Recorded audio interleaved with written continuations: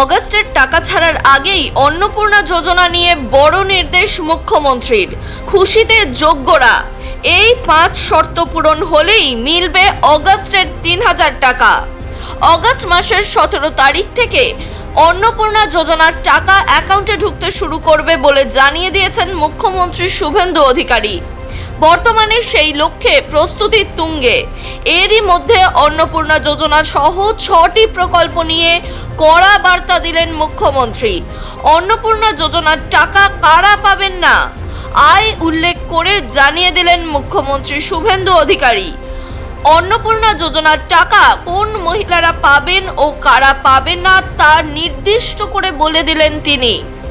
বুধবার নবান্নে সাংবাদিক বৈঠকে অন্নপূর্ণা ভান্ডারের 3000 টাকা পাওয়ার জন্য কি কি শর্ত দিলেন A to Z জানতে শেষ পর্যন্ত দেখুন আজকের ভিডিওটি। এর পাশাপাশি এমনই বিভিন্ন সরকারি আপডেট, বিশেষত অন্নপূর্ণা ভান্ডারের টাকা পাওয়ার সঠিক আপডেট সবার আগে জেনে নেওয়ার জন্য অবশ্যই আমাদের চ্যানেলটি সাবস্ক্রাইব করে পাশে থাকা বেল আইকনটি প্রেস করে দিন।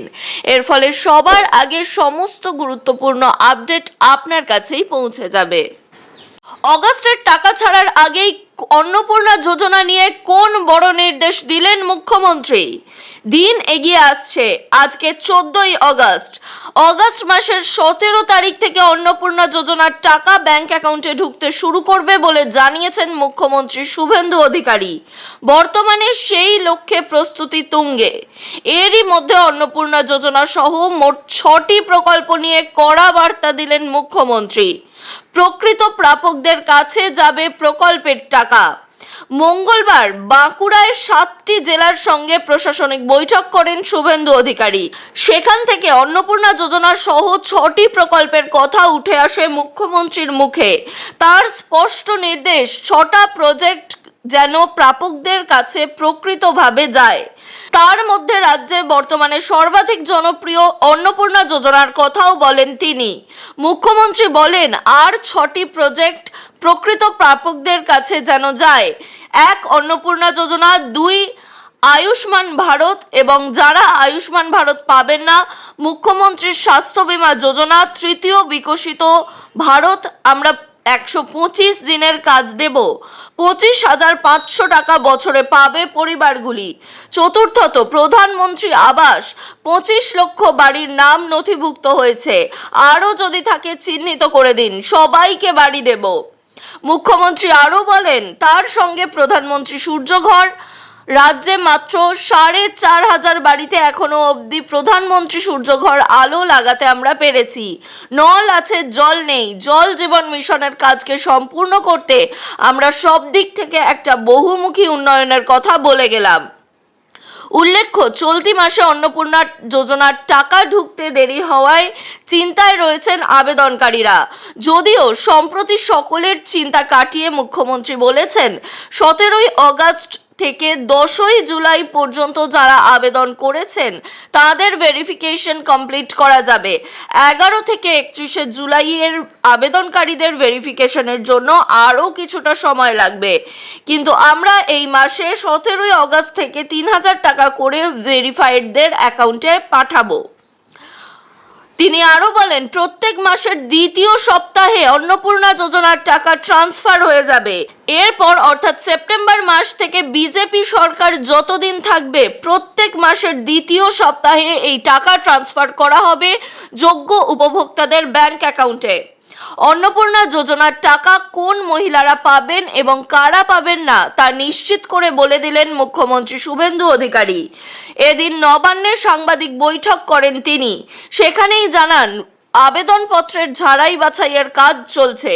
যোগ্য উপভোক্তাদের অ্যাকাউন্টে টাকা ঢুকবে চলতি মাসের 17 তারিখ থেকে। মুখ্যমন্ত্রী জানান, ঝাড়াই বাছাইয়ের কাজ চলছে, তা শেষ করতে গত বৃহস্পতিবার পর্যন্ত সময় লাগবে। আগের মাসের থেকে বেশি সংখ্যক মহিলা এইবারে টাকা পাবেন। চলতি মাসের 17 তারিখ থেকে টাকা পেতে শুরু করলেও আগামী মাস থেকে দ্বিতীয় সপ্তাহেই টাকা পেয়ে যাবেন উপভোক্তারা।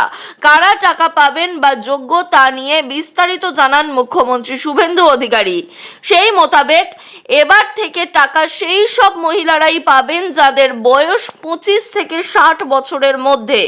কেন্দ্র বা রাজ্য সরকারের কোনো বিধিবদ্ধ সংস্থায় কর্মরতরা এই টাকা পাবেন না। নতুন যে নির্দেশ বা শর্ত দেওয়া হয়েছে এগুলি ভালোভাবে বুঝে নিন এবং জেনে নিন। সরকার বা সরকার পোষিত বিদ্যালয়ের শিক্ষক বা শিক্ষাকর্মীর অ্যাকাউন্টে অন্নপূর্ণা যোজনার টাকা ঢুকবে না। স্থায়ী চাকরি করলে বা পেনশন পেলে এই 3000 টাকা দেওয়া হবে না। যারা আয়কর দেন বছরে, অর্থাৎ বছরে যেসব পরিবারের আয় মোট 12 লক্ষ টাকা বা তার বেশি, সেই সব বাড়ির সদস্যরা এই টাকা পাবেন না। যে মহিলারা মাসে 10,000-এর বেশি উপার্জন করেন তারাও অন্নপূর্ণা যোজনায় অন্তর্ভুক্ত থাকবেন না। তবে কোনো মহিলা নিজে 10,000-এর বেশি আয় না করে যদি তার স্বামী বা পরিবারের কেউ করে থাকেন তাহলে সেই মহিলাকে এই প্রকল্পের আওতায় অন্তর্ভুক্ত করা হবে।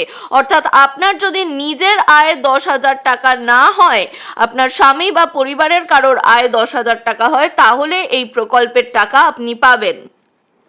25 বছর থেকে 60 বছরের মহিলারা যদি অন্য কোনো ভাতায় 3000 টাকার কম পান সেক্ষেত্রে তাদের দেওয়া হবে 3000 টাকা।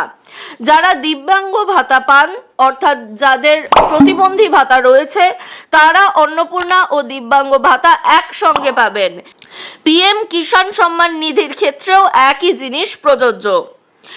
গ্রামের ক্ষেত্রে নিয়মে শিথিলতা রয়েছে। গ্রামে কোনো মহিলার 3 কক্ষ বিশিষ্ট বাড়ি থাকলেও ভাতা দেওয়া হবে। এক্ষেত্রে শহরে যদি 3টি ঘরের বাড়ি থাকে তাহলে কিন্তু টাকা পাবেন না।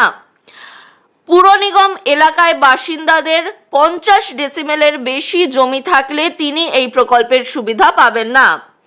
মুখ্যমন্ত্রী আরও জানান, এরপর একটা অভিযোগ পোর্টালও শুরু হবে, যেখানে অভিযোগ করা যাবে, তার শুনানিও হবে, তারপর পরবর্তী সিদ্ধান্ত নেওয়া হবে। তার কথায় অগাস্টে আশা করছি প্রকৃত প্রাপকদের কাছে অর্থ পৌঁছে দিতে পারবো।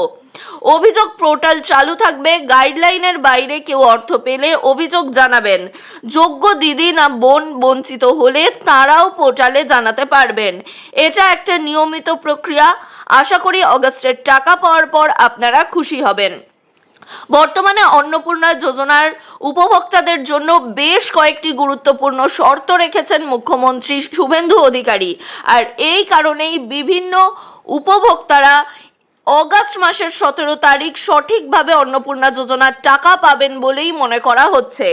এই বিষয়ে অনেকেরই অনেক প্রশ্ন রয়েছে। যদি আপনাদের কোনো প্রশ্ন থাকে বা কোনো মতামত থাকে এই বিষয়ে, তাহলে অবশ্যই আমাদেরকে কমেন্ট করে জানিয়ে দেবেন। এর পাশাপাশি এই ভিডিও বিপুল পরিমাণে শেয়ার করুন যাতে আপনার আশেপাশে থাকা সমস্ত অন্নপূর্ণা ভাণ্ডারের সঠিক প্রাপকরা এই আপডেটটি সঠিকভাবে জেনে নিতে পারেন এবং সেই মতো বুঝতে পারেন তিনি যোগ্যের তালিকায় রয়েছেন নাকি নেই।